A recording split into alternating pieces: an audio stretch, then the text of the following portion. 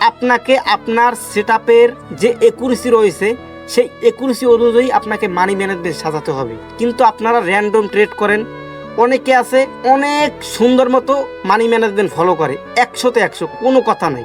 সে ম্যানেজমেন্টের বাইরে, ডিসিপ্লিনের বাইরে ট্রেড করেই না, কিন্তু তার ওই যে পার্সোনাল সেটআপ নাই, এই কারণে 1 দিন 2 দিন 5 দিন 20 দিন 25 দিন 30 দিন 1 মাস 2 মাস পর্যন্ত প্রফিট করে স্ট্রং ম্যানেজমেন্ট থাকার কারণে।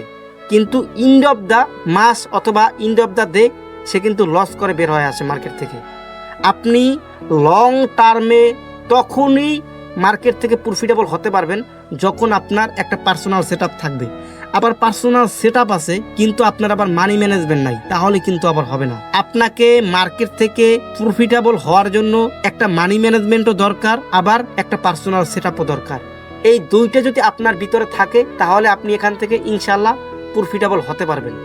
আমি তো সবাইকে ওপেন চ্যালেঞ্জ দিচ্ছি, পারলে আপনি অ্যাকসেপ্ট করেন। $50 আপনি 1 মাসের ভিতরে কখনোই $0 আনতে পারবেন না। ওপেন চ্যালেঞ্জ, পারলে অ্যাকসেপ্ট করেন। শর্ত মাত্র আমার 2টা।